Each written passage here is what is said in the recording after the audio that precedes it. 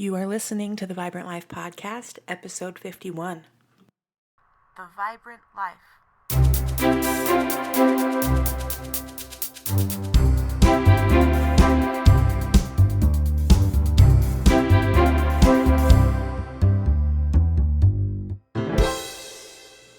Hey you, welcome to the Vibrant Life Podcast. I'm Emily Romero, and I'm so grateful to have you here with me today, wherever you are and whenever this is.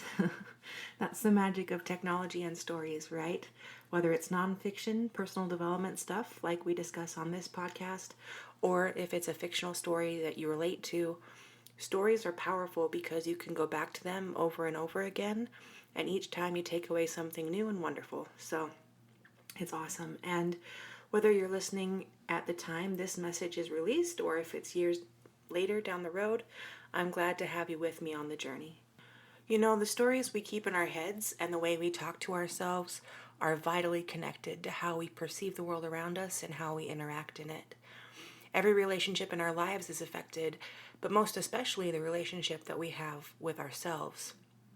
And I've watched with fascination over the last 2 years as the world has experienced this COVID-19 pandemic.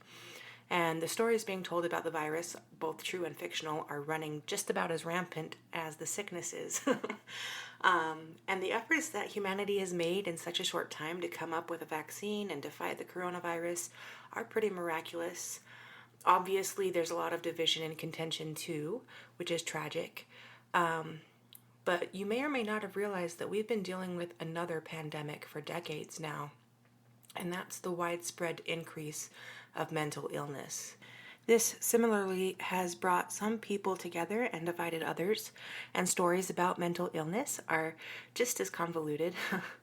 And I'm here today to tell you, my friends, it is just as important to treat our mental health crisis as it is to fight COVID. I've had a few different friends ask me over the last few months if I have any tools or strategies to help manage mental health problems. And the short answer is yes. I've definitely learned a few things while battling my own demons. So today I'm going to share the top 10 mental health tools that have helped me most in my personal journey. However, I do need to be really clear that I am not a mental health professional and I'm not qualified to treat anyone. So please just take my ideas and suggestions as what they are, and please seek the professional help that you need if you do need it, which is number 10 on my list. Don't be afraid to get professional help. So let's start there. Although I truly believe that people are more accepting now than they used to be, the truth is that there is still a lot of stigma about mental illness, and the majority of people who need help in this area do not seek it or receive it. I was mortified to go to counseling as a teenager, and I did not want anyone to know. And I think there are still a lot of people in that boat. So let's talk about that for a minute. There's a cliche analogy that people use, it's pretty common, that if you broke your arm, you'd go see a doctor. So why wouldn't you feel the same way about going to see someone if you're broken in your brain chemistry or mental state, right? It's kind of the same thing, which I understand why people use that example, and it is true to a point. But there are some fundamental differences about invisible illnesses. When you have a broken arm or a cut or a fever, people can see your suffering and they naturally want to help. But when you're mentally or emotionally distraught, the cause is much more ambiguous and it's so easy to judge. Sadly, it's human nature to be fearful and judge things that we don't understand or that we can't see. So that goes with all kinds of mental illnesses or other hurts that people don't see that are invisible. And even those closest to us are often frustrated at our inability to, quote unquote, snap out of it, or they might come to conclusions that we might be lazy or unwilling to do things because they just don't understand. My only advice is that if you don't take the risk to talk about things and to get help that you need, you're going to remain stuck right where you are, and I know what a hopeless place that can be, my friends. You can't live your life based on what others think. You have to do what's best for you, and if you can gather your courage, you might be amazed at how things can turn around for you. There are a lot of professional options out there, and different treatments can be tailored to you. And I'm a big believer in counseling. It did take me a few tries to find the right counselor, so you need to remember that. And I also take medication, and I think medication is great if that works for you, but it might not. It just kind of depends. The thing to remember is that you need to do experiments, and you need to be willing to try different treatments before you find out what works best for you. But please, from my heart to yours, don't be afraid to seek out professional help. It could make all the difference. Number 9 is breathing techniques. One of the fastest ways I know of to regain control of things mentally is to focus on your breathing. And there are a lot of different exercises out there you can try. I'm just going to share 2 with you today, but a simple internet search will provide you with all the breathing techniques you may desire. The first breathing exercise is simple. Take 2 short inhales of breath through your nose and then 1 long exhale out your mouth. Just repeat this a few times and you'll begin to feel much better. I kind of think of this as an anti-hyperventilating technique. When we get anxious or upset, it's really easy for our bodies to hyperventilate, which can even cause us to pass out.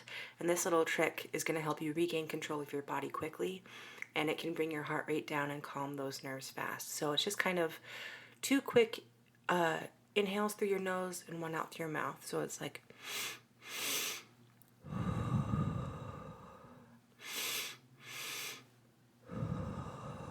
kind of like that. So definitely something to try. Just do that a few times. It's really going to help you out. The next breathing exercise is about being slow and deliberate in your breathing. And I don't have a name for this one. It's something that my own counselor taught me. But you breathe slowly in through your nose, filling up your lungs as much as possible for a count of 8. Then you hold it for a count of 4. Then you let the breath out slowly for a count of 8. Then you hold for another count of 4. And then you repeat that 4 times. So I'm not going to breathe again for you. I think you guys can get it. But this is good because it's very deliberate and slow, and it helps, again, slow your heart rate down, and it clears your mind. And it definitely helps you calm down and get control of things pretty quickly. So if you're in the middle of a panic attack or just really stressed out or just kind of freaking out with whatever, doing some breathing exercises like this is really going to help you. Number 8 is grounding techniques. And just like with breathing, there are a million different grounding exercises out there to try. And I'm just going to share 2 of my favorites with you. If you're not familiar with the term grounding, it just means finding a way to get out of your head and come back to reality. Thus the term grounding, right? It helps you stay in that present moment where you are. You literally ground yourself using these various techniques. The first grounding exercise is all about the 5 senses. You close your eyes and focus on one thing in your environment that connects with each of the senses. So, for example, as I'm writing these thoughts out for you, I can feel the body heat of my little dog, Artemis, who's laying next to me. I can hear the train rushing down the tracks nearby. I can smell the perfume on my shirt. Taste is sometimes a little bit tricky, but luckily I have one of my favorite drinks nearby, and I still have the taste of coconut in my mouth. And when I open my eyes, I can see my cute little dog looking back at me. I love the way he tilts his head, trying to understand when I talk to him. So this grounding technique is really effective, and it's easy to remember because 5 senses, right? And again, you can count those off on your hand because you have 5 fingers. If you are having a harder time, you can even challenge yourself to find like 5 things from each category of the senses that you can do. So touch, taste, smell, see, and hear. But that's going to bring you back to this present moment where you are and stop you from going over the edge and freaking out. The second grounding technique is the ABCDE method, and I actually did a whole podcast on this a while back, so you can check that out. I have a link in the show notes for more details. I'm just going to do a really quick rundown here. Again, using the 5 fingers on your hand, you can tap each leg with each finger or tap your leg with each finger or put a finger down as you follow each step in any given situation. And this is also really good as just a thought exercise to challenge your thinking and kind of change the way you understand things as they happen. So first finger is A, and it's the activating event, what it's triggering you to have anxiety or depression or whatever you're dealing with. Second finger is for B, beliefs about that event. C, what are the consequences of those beliefs?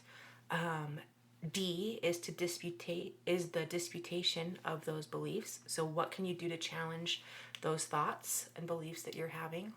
And then E is the effect of that disputation or of the new beliefs that you're choosing to adopt. And this is really powerful. You can do it really fast. I've done it like in different triggering events when I'm out in parties or social events, or different, even just on my own when I'm going through a hard time. You could even write this down, the ABCDE method, and it's very helpful. So I encourage you to try that. Number 7 is a visualization technique. And another helpful thing to try is visualization. This is great, especially if you have a good imagination, which I do. You can always work on visualizing what you want in your life, right? And what we would like a better life to look like for you. But this especially is good when you need to calm down and refocus your mental health. And this is a tool that you can try. So again, there's several different things that you could look up or do. This is just another one that I've learned. So you could close your eyes and sit in a comfortable position. It's good to kind of have good posture with a straight back. And you just imagine yourself in a hectic and noisy setting. So maybe you're in the middle of a big city and you imagine yourself being jostled by the crowds of people. There's noise everywhere. Cars are honking. People are shouting. Music is blaring. Maybe you hear kids playing in the street. You name it. You don't have the space you need to think, right? But luckily, you do have legs. So you can visualize yourself and imagine yourself walking a few blocks away, and suddenly things open up and you find yourself away from the city and walking into a scene in nature somewhere. For me, it's up in the mountains. I live in Utah and we have beautiful mountains here. And I find myself walking up into the hills where there are fields of wildflowers, and I can smell the flowers in the air. I have an imaginary cabin up there by a lake, and I can walk up to my beautiful cabin. I can find my way into a cozy hammock between some really nice trees. I feel the breeze in my hair. My clothes are super comfortable. I can hear people and voices that I love laughing in the house. And there's nothing but wide open spaces and beautiful things to look at, right? So you can easily adapt this situation to you. Maybe you go to the beach instead of the mountains. Maybe you go fishing if that's calming to you. Maybe you go somewhere else. Maybe the city is calming to you. Maybe that's something that you like. But just choose a place that is serene to you, and then you can go on that imaginary visualization journey from a hectic setting into a peaceful one, and it's really beneficial. So I dare you to try it. Number 6 out of the tools is to replace fear and dread with action instead. Hey, that rhymes. One thing that's taken its own sweet time to sink in for me is the concept that the fear of a thing is almost always worse than the actual thing. And this is where a lot of anxiety lives. We don't want to experience a negative emotion, and so we choose to feel a different negative emotion ahead of time. Bonkers, I know, but it's human nature. So we've all been there. You might dread going to work on Monday morning, but once you get there, it's not so bad. Or maybe there's a difficult conversation that you've been avoiding, and then when you actually muster up the guts to speak up, you find that talking it out went much better than you expected. Sometimes it is hard, and it's something that you maybe did expect, but I'm telling you, 9 times out of 10, the fear is worse than the actual thing. But in order to get past the dread and the fear, you have to take action, right? You have to get up and go to work. You have to communicate with that person you've been avoiding. And understanding this is one of the great keys to success, I think. It doesn't have to be anything extreme. Just think of the next small step that you can take to move forward and take action on with whatever is worrying you and taking up your headspace. And that one small step is going to dispel a heck of a lot of unnecessary anxiety. Number 5 on our tool checklist is to look your best. And we're halfway through this list now. You might be thinking that there isn't anything mind-blowing or new here. And well, you're right. The truth is that all of this advice has been around for ages. And the crazy thing is that as humans, we still aren't following these tried and true principles. We're living the definition of insanity that Albert Einstein described when he said we're doing the same things over and over and expecting different results. Crazy. So the 5th tool on my list is to make an effort to look your best, even if you have nowhere to go. Because we all know that when you look good, you feel good. And sometimes, even if all you do the whole day is to take a shower and do your hair, you can count that as a victory. But I can promise you this, if you do make the effort to look your best, you will feel much more like being productive than if you'd stayed in your pajamas all day. Number 4 in our toolbox is to go for a walk outside. Human hearts need the outdoors. We need wind and sunshine and trees and birds and grass. We need to feel the ground move under our feet as we literally walk and exercise. Going for walks has made a huge difference in my mental health. And when we exercise, we produce the needed chemicals that we might be low on in the first place.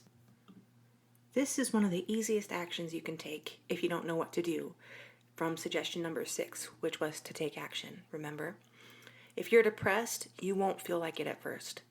But if you get up and do it, going for a walk can change the outlook of your whole day. Make going for a daily habit, or going for a walk a daily habit, and your life is going to change. I guarantee it. Number 3 in our top 10 list of mental health tools is to write down thoughts and feelings. Another super helpful tool is simply to write down what you're thinking and how you're feeling.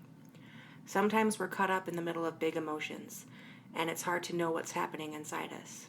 But if we take a few minutes to physically write things down, we often surprise ourselves with how specific we can be. And there's no right or wrong way to do this. Maybe you make a simple list. You could write a poem or a short story, or you could even draw a picture. Be as creative or uncreative as you want. Whatever works for you is great. And you never have to show your notes to anyone, though it might be helpful to show a trusted counselor or a friend if you'd like some extra support.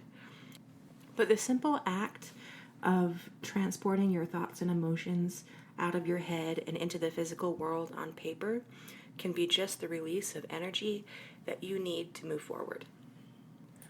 Number 2 is serve someone else. This is something we should all focus on more often. When you're going through a hard time in your mental health, it's very easy to become sorry for yourself and even become self-centered. And a big part of living your best life is showing up for others. Be someone else's cheerleader. There are so many ways to serve and to make a difference, and you don't have to do something big or showy. Write a note to a friend, bring someone dinner, challenge yourself to see how many doors you can open for other people during the week. Share your talents with the world. Only you have the talents that you have. But this is going to get you out of your own head, and you can make a difference to others. And when you do make the effort, it feels fantastic. And guys, last but not least, we're at number 1, which is practice gratitude. You might have been able to guess. This is my number 1 thing to do when you struggle with mental health. Even on the days when you don't make it out of bed, you can still go through a mental checklist of things you're grateful for. Are you grateful that you even have a bed to stay in at all? What about that? You probably have food in your fridge, internet that lets you connect to the world when you don't feel like connecting, books to read, and people that care about you. There are a million things you can be thankful for, even in the midst of really challenging times. Even if you only take 2 minutes out of your day to name a few of them, it will help you to increase mental health. Remember to be grateful for the life that you have. Alrighty, peeps. We made it through my top 10 mental health tools. Again, I know these suggestions are not new, but I know they have made a big difference in my own life. I hope they can help you too. Please don't be afraid to reach out and get help when you need it. If there's one thing I know, it's that every human on the planet struggles in their own way with tough things that are uniquely challenging to them, and that's why we're all here together, so we can help each other. So let's all come together and let's live the vibrant life. Have a great week.